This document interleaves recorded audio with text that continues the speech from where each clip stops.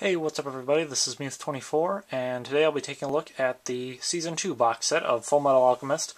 This includes episodes 26 through 51, and before I jump into the review here, I am going to state that if you haven't watched the first season and plan to, there will be some spoilers in this review. Not a ton, but enough to give context as to what's happening here from the events of the end of Season 1. So just know that in advance. The cover here, you've got Alphonse Elric, whereas the first season box set, which I have here, had Ed on it. Got Al on this box set. The side is pretty much the same as the other box set. You just got Full Metal Alchemist second season there. And then on the back here, you've got an overview of the whole series, but also of where season 2 goes. And you got some images here of Mustang, Ed, Al, Lust, Lyra, and Rose. Transmutation, and then of Greed. As with the first season box set, you do get the guidebooks here in the front, and this case has Mustang and Ed, and if you pull them all out, you get the Funimation little preview of all their stuff, but you have texts 7, 8, 9, 10, 11, 12, and finally 13. And for those who haven't seen my Season 1 review or don't have these DVDs or haven't seen them or anything, what these entail is they have interviews with the Japanese staff, not only like the anime staff, but also the writers of the manga and everything. And then you got some promotional artwork here. You have kind of a character bio for different people. Like here we've got Sheska, and then you got some images of her from the series. They've got Envy. And then you've got some, artwork from the backgrounds of the series, more promo stuff. Keep flipping through. Again, that's a little bit of a spoiler there. But anyways, and then you've got a preview for what would be on the next volume and the next guidebook, and then they've also got like some, ads in the back here. But each of these texts has some different stuff, like just got Wrath. Different promo art. And I'm not going to go through all of these, but, they pretty much cover every character within the Full Metal Alchemist world, and they're really nice. I feel like since they don't have any sort of character bios or, recap or artwork on the DVDs themselves, this is a good alternative to just, put them in the guidebooks and let you have at it that way. Now for the discs, you have 4 of them, and the images on the outside here are the same as they are on the inside. So for the first one, you've got Winry and her dog, whose name I forget. You pop it open, first disc, and then this disc has episodes 28 through 32. Sorry, 26 through 32. This one you have Ed fighting Greed, who is easily my favorite of the homunculi. And there's disc 2, and this one has episodes 33 through 39. Disc 3, you have Hawkeye. There's the disc.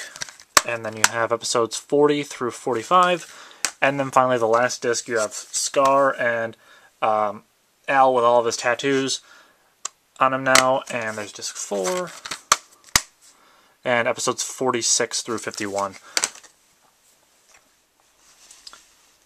So basically, if you haven't watched any of Full Metal Alchemist, I'd suggest go and watch either my review or someone else's, or even check out my blog for the written review I did of Season 1, just to get an idea of what it's about and everything.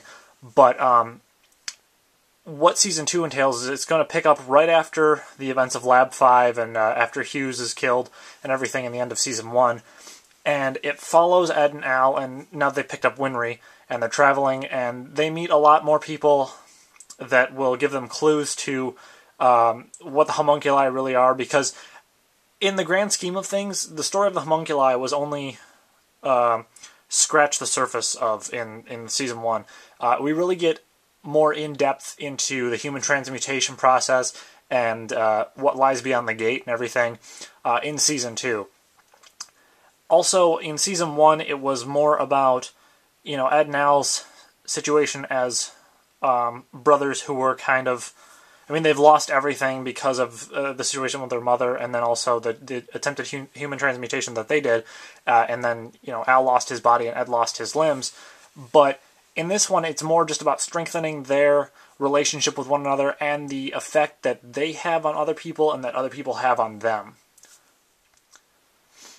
One of the characters that does come into play pretty big, at least in the first half of Season 2, and shows up again later on, is the Elric brothers' teacher, who was mentioned in Season 1, but we didn't really get to see her much at all. I think she made like a brief cameo at one point, but she's a very important character to them, and we see a flashback to when they were kids and when they were, you know, learning from her then, but she not only plays an important role to them, but also is partly responsible for one of the homunculi.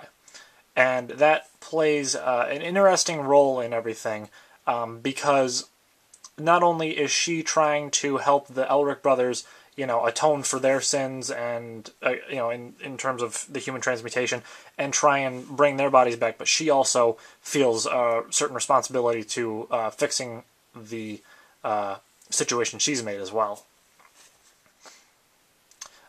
The animation style in Full Metal Alchemist is phenomenal. I love it.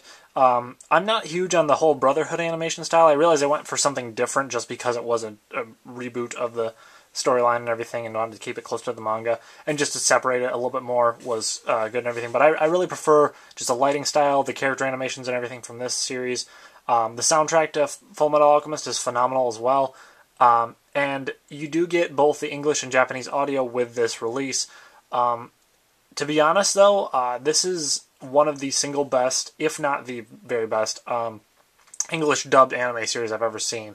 Aaron Dismuke and Vic Mignogna really steal the show as the Elric brothers, but, you know, even some of the smaller characters that you might think they would kind of shirk off a little bit and not really be as worried about, like the homunculi, are portrayed phenomenally.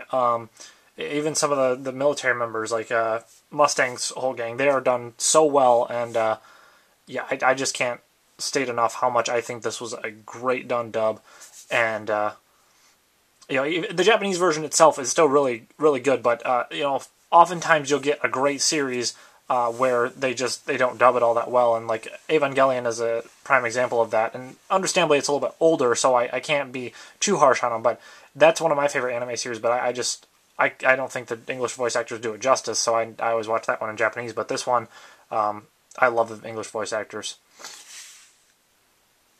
Now, taking a look at the back of the box here, the special features that are included, you do get some actor commentary for episode 51.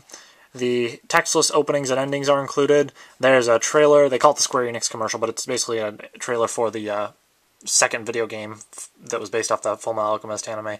And then there's some trailers for other Funimation stuff. But probably the most interesting of all the special features is Inside Look, which is basically a time where they sit down and talk with the English voice actors and go over, you know, what the series means to them, why they enjoyed it so much as a project, and just like how they relate to the story. And it's something that we didn't get to see, you know, in the first season box set or anything. So I really am glad that they went ahead and included that for this release. And admittedly, I would have liked to have seen some more special features on this release, but if you guys check out my Conqueror of Shambhala review later on, you'll see that there's some very nice special features that they included with that. They kind of make up for the lack of, you know, special features included on either one of the seasons here. But that's probably the strongest out of all the special features they included with this season box set, and definitely, at least as far as I'm concerned, makes it more worth the price to pay for this box set. Now, that said, I believe the original retail price for this box set was somewhere between like $55 and $60, and since it's been out for a while, the price has dropped most places to about $45, roughly. You might be able to find it cheaper online, but you know, expect to pay that much for it, and part of that, I'm sure, is the fact that Brotherhood's out now that they decided to drop the price for this. I know that they also released the Viridian collections of Seasons 1 and 2, which is basically everything you see here except for without the guidebooks, and those are slightly cheaper releases. So if you want to go ahead and get those and you don't really care about the guidebooks, go ahead. But for me personally, I feel like the guidebooks are a good alternative to not having that much in the way of special features on the disc. But in all honesty, if you have not seen Full Metal Alchemist, either one of the seasons, go watch it. It's by far one of my favorite animes, and it's just so well done. It's a great story in so many ways, just because of all the intertwining different stories and subplots and everything. And it has quickly gone from, just being one of those anime that I wanted to watch to being one of my favorites of all time. So, yep, with that, I will see you guys next time.